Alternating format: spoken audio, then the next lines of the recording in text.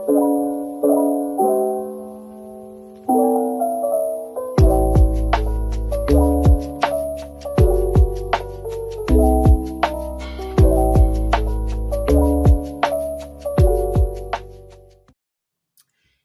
morning, good morning, good morning. Born twice in 1 week, it's unheard of here lately. But I could not review this book. If you watched my video on Monday and you watched it all the way to the end, you will know that I got 2 books from the library this week. Mary Kubika's She's Not Sorry and this book, which is Katherine Center's The Rom-Commers. And Mary Kubika's book was a surprisingly really good read too. It was one of my best thrillers I've read recently. But the emotions that this book right here dragged out of me, you guys, this book is so good. It is about Emma, who is a failed screenwriter. She's a screenwriter, but she hasn't done very many accomplishments and things like that because, unbeknownst to the rest of LA and the rest of the world, she's had a lot of family tragedy going on. She's been dealt a super shit hand. There was a camping accident when she was 18 and she was getting ready to go off to writing college, to literature school, on a full scholarship with tons of opportunities and, like, what are they called? I can't think of the word right now, but like opportunities with big companies to do internships and things like that. And she had to turn them all down because that summer before she went off, there was a camping accident where her mother lost her life and her father was paralyzed from the left side down, as well as, I don't remember the name of it, but he has some ear thing where if he eats too much sodium, he will pass out, fall down. It's a thing. She describes it really well in the book. I had never heard of it, but it is a thing where she has to track every single thing that he eats, as well as just watch him very carefully. He needs full-time caretaking. So for the last 10 years, that is what Emma has done. She has written and submitted for things here and there. She finished her degree on online school, but she's pretty much devoted her life to her family, making sure that her little sister was taken care of, because her little sister was still, I think, going into 7th grade when the accident happened. And making sure she finished school, went off to college, got all the opportunities she deserved, and taking care of her father as his full-time caretaker for the last 10 years. Well, she gets a call from her ex-boyfriend, aka her booking agent, to work with a guy named Charlie, who is a very well-known screenwriter who lives in LA. He's written some of her favorite works. She is obsessed with this particular screenwriter. And she's like, I can't go to LA. Are you kidding me? Like, my family needs me. Well, the younger sister comes home for the summer and is like, you know what? I can take care of Dad. You have turned down so many opportunities in order to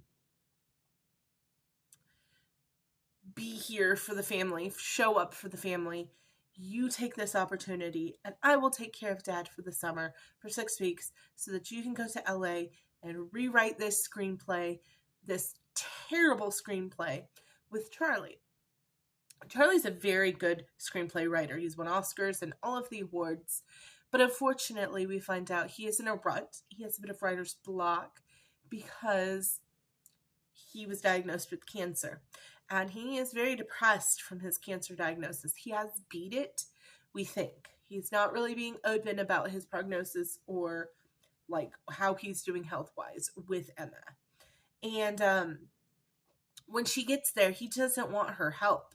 Logan has coerced her to go there without his agreement at first. And so they have, a big falling out. And she's like, I'm just going home. I gave up way too much. My family actually does need me to come to LA for you to just be like, I don't want your help. because he has written a romance, and he is not a romance writer. He knows nothing about romance writing. It's awful. It's terrible. They say they have to come up with a new word for terrible, for how bad this screenplay he has written, that he needs Emma's help on. But he's like, I don't even want to write a rom-com. I don't believe in love. I'm just doing this because somebody at the studio wants me to write a rom-com, and then they're going to produce the movie I actually want to produce if I write this. So she's like, you're not even passionate about this project. I am wasting my time.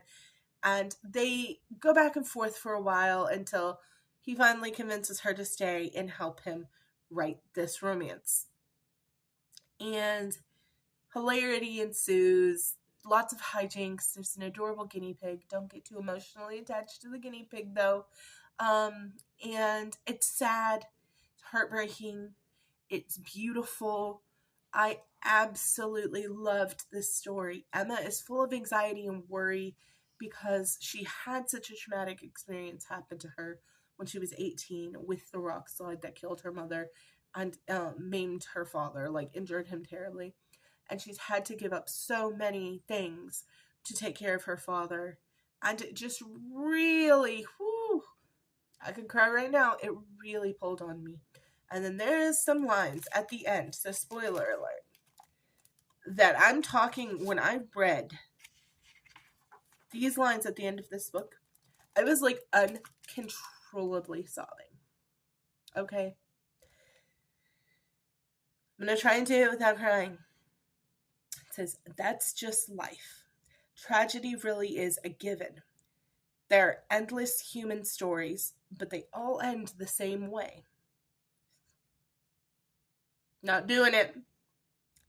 So it can't be where you're going that matters. It has to be how you get there.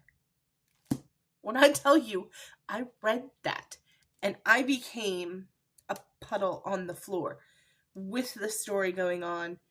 If I can't convince you to read this book, I hope that those lines right there did.